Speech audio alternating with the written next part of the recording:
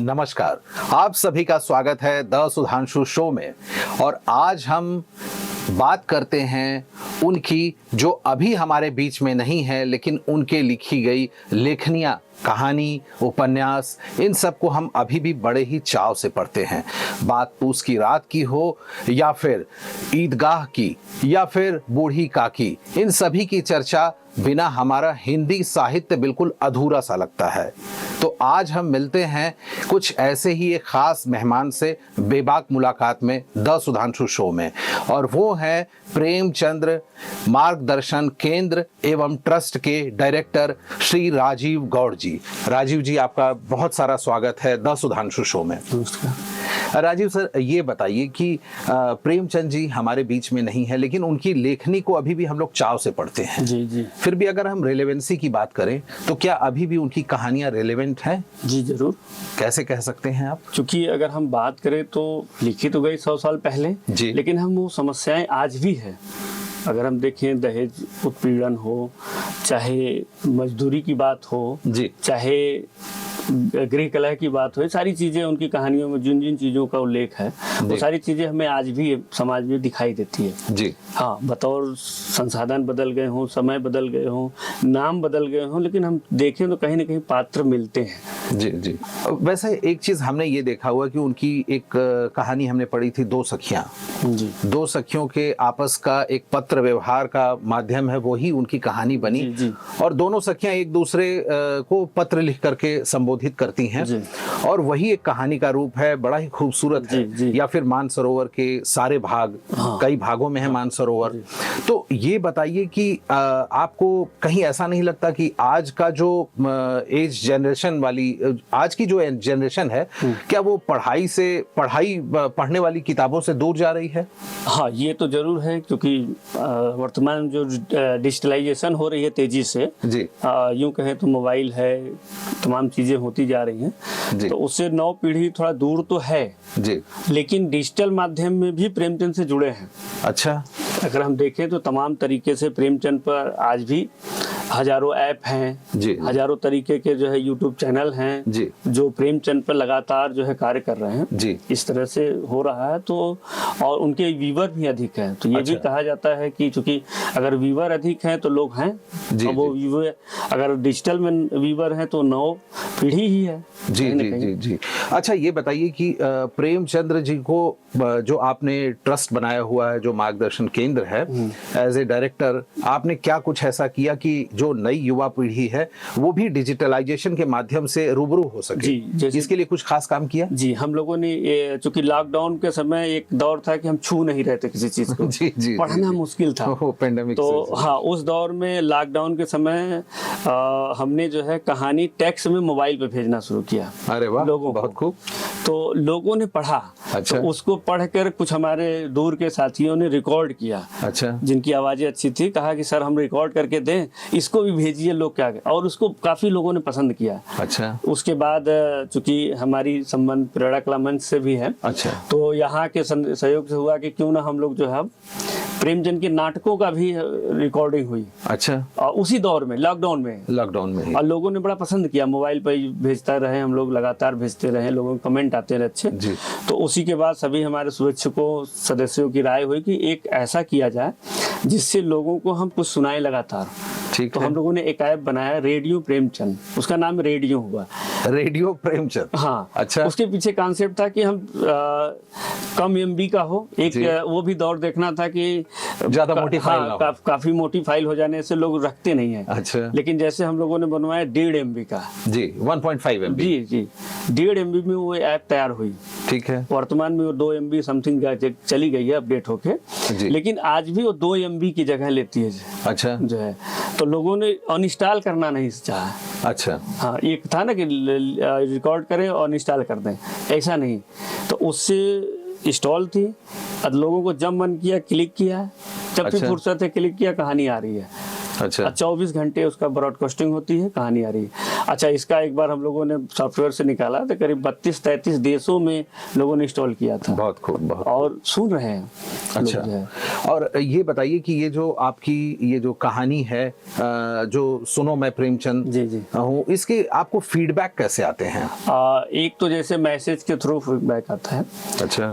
कुछ लोगों के ऐप पर कमेंट बॉक्स में। अच्छा, कुछ लोग पर्सनली हाँ, पर्सनली ज्यादातर जो लोगों ने फोन करके वो करके लैब में नंबर है हमारे जी, और हमारे ईमेल आईडी नंबर है, तो उस पर उन लोगों ने अपने फीडबैक फोन पर वैसे देते रहते हैं लगातार।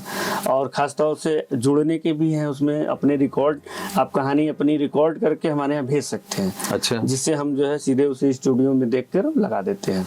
अच्छा, यानी कि जो चाहे सुनो मैं प्रेमचंद से जुड़ना, वो किसी भी कहानी का अपने आवाज में, अपनी आवाज में वो एक रिकॉर्ड करे और आपको भेज दे उसी ऐप के माध्यम से।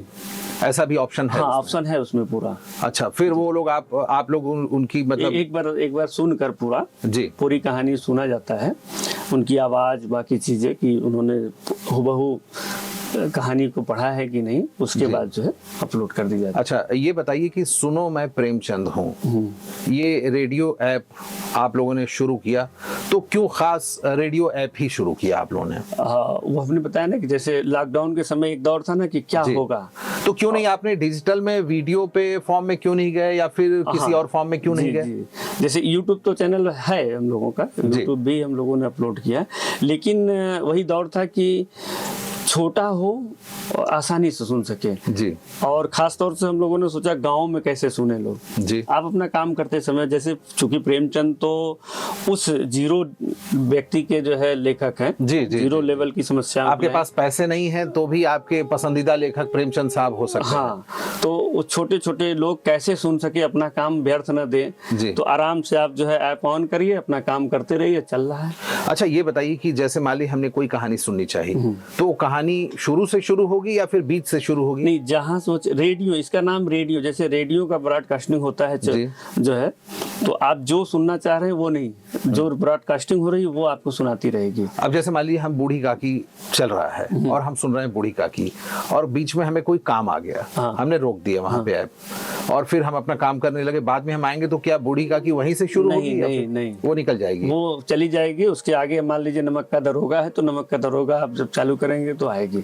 बहुत बढ़िया। ये लगातार ऐसा है, क्योंकि इसको छोटा करने के लिए अगर हम बड़ा करते हैं तो उसमें ऐड करते हैं, तो प्रेमचंद की लगभग 400 कहानियां हैं, 400 कहानियों के ऑडियो लगाए जाते हैं अंदर, तो एक ऐप बड़ा होता है जिससे रखना मुश्किल होता है। तमाम और भी लोगों के ऐप हम लोगों ने देखे हैं जिन्होंने प्रेमचंद की कहानियां, अन्य राइटरों की कहानियों को रिकॉर्ड करके रखा है। अच्छा, लेकिन वो बड़े ऐप है, 80-80 MB के हैं, 100-100 MB के हैं। अरे वो तो बहुत बड़ी। तो अब ये है कि हम रखेंगे कहाँ जी, तो अक्सर करके उसका भी देखा गया। तो जैसे हम लोग भी भाई, एक हुआ कि क्या होता है कि एक बार हम लेते हैं फिर उसको जो है डिलीट कर देते हैं सुन के, जी जी, तो दोबारा फिर खोजना मुश्किल है। जी जी, ऐसे तो है कि कम से कम मोबाइल में पड़ा है हमारे। अब हम ये चाहते हैं राजीव गौड़ साहब कि आप हमारे सभी द सुधांशु शो के दर्शकों को आप बताएं कि सुनो मैं प्रेमचंद हूँ, ये ऐप कैसे डाउनलोड कर सकता है कोई?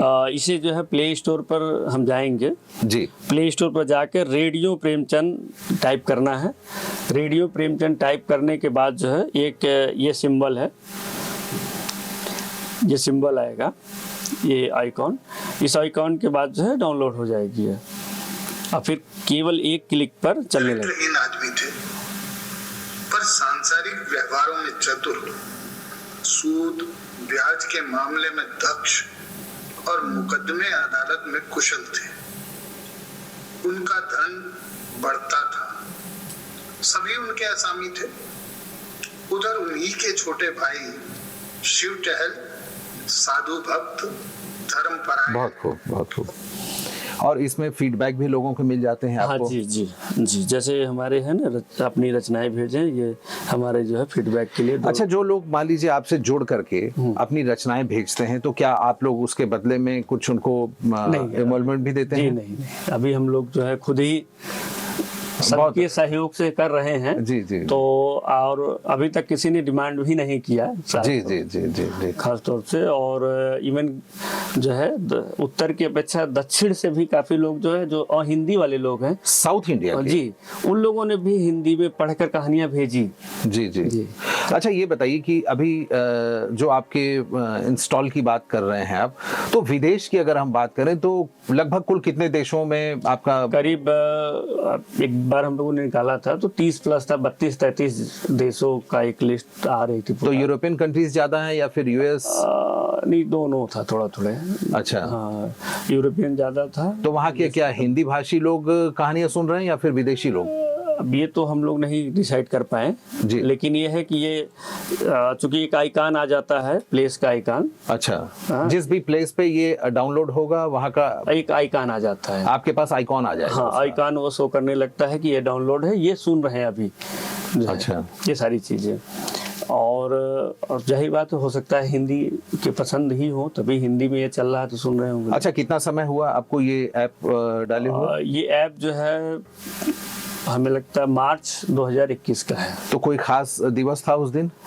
खास दिवस यूं था कि 15 फरवरी 1921 को प्रेमचंद ने अपनी नौकरी छोड़कर स्वतंत्र लेखन में प्रेमचंद के नाम से लेखन स्वतंत्र रूप से जी, पहले वो धनपत राय के नाम से। हाँ, नहीं, शुरुआत में तो उन्होंने 1908 में उनकी जब रचना जलाई गई थी जी, सोजे वतन, तो जब तक करके जला दी गई थी, तो उस समय वो नवाब राय के नाम से लिखा जी, नवाब राय। फिर बाद में कुछ और नामों से लिखे, लेकिन प्रेमचंद के नाम से वो 18 के बाद लिखना शुरू कर दिए थे जी, चूंकि ये छुप के लिखते थे जी। लेकिन 15 फरवरी 1921 के बाद वो स्वतंत्र रूप से प्रेमचंद के नाम पर लिखना शुरू कर दिए। तो वही एक खास दिन था कि ये प्रेमचंद की भी, हम यूँ कहें कि प्रेमचंद के स्वतंत्र लेखन की शताब्दी थी जी। तो उसी के बाद जो है हम लोगों ने इसको शुरू किया। तो उसी दिवस से हम लोग जो है लम्ही में एक प्रेमचंद की एक कहानी का ऑडियो प्रसारण, अब प्रत्येक रविवार को कहानी पाठ कराते हैं बैठ के जी, जी। अच्छा राजीव सर, ये बताइए कि मुंशी प्रेमचंद जी की कहानियों को सुनना और उनकी कहानियों को पढ़ना, दोनों दो मजे वाली बातें हैं, मजा तो दोनों में आता है। हाँ। लेकिन आपका क्या कहना है इस पे, लोगों को कहाँ एंजॉयमेंट ज्यादा मिलता है? देखिए, दो तरह की चीजें हैं। एक तो पढ़ना, एक पढ़ने के लिए एक, अच्छा, ये प्रेमचंद की चीजें पहले बताया हमने कि खास 0 लेवल जी। तो कहीं न कहीं कुछ किसान वगैरह कम भी पढ़े लिखे हैं जी, तो उनको सुनने में ज्यादा मजा आता है जी, आनंद जी। अगर यूं कहें जैसे रेडियो शुरू में आया, रेडियो चालू करके आदमी अपना काम कर रहा है, खेती का काम, जो भी कार्य जी, काम अपना हैम्पर नहीं हुआ। यहाँ पढ़ने के लिए तो एक समय देना पड़ेगा जी जी जी। तो खास तौर से है तो दोनों यूजफुल, लेकिन सुनना 0 लेवल तक के लिए भी सही है। उन वृद्ध महिलाएं, वृद्ध किसान वो आसानी से सुन ले रहे हैं। जैसे हम लोग जिसकी छवि एक बार देख लेते हैं, अब जैसे किसी भगवान की बात करें या फिर महात्मा गांधी जी की बात करते हैं, तो हमने कई चीजें देखी हैं गांधी जी की, तो हमें लगता है कि किसी एक को, जैसे बेन किंग्सले को देखा तो हमने ये सोच लिया कि हाँ, गांधी जी ऐसे रहे होंगे। वैसे ही आपके पास तमाम रचनाएं आती होंगी, तमाम श्रोता हैं, पाठक हैं, वो अपनी रचनाएं भेजते होंगे, और फिर आपको इसमें से किस तरह से आप लोग निकाल पाते हैं कि ये कहानी ज्यादा रिलेवेंट इन्होंने बोली हुई है या फिर ये ज्यादा समीचीन लग रही है मुंशी प्रेमचंद जी से? ये कैसे आप लोग फिल्टर कर पाते हैं?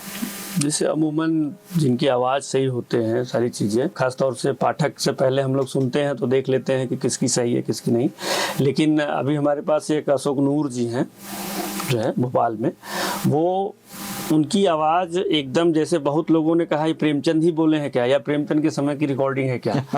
और खासतौर से प्रेमचंद की एक जीवनी है, मेरी जीवनी करके उन्होंने लिखी थी, एक आत्मकथा छोटी, उस पर हम लोगों ने प्ले भी कराया।